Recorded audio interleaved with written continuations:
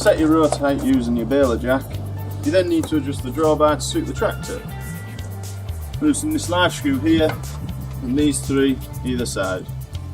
Once you get that to suit the tractor, you then need to re-torque these bolts to the correct torque, ensuring that these teeth mesh correctly.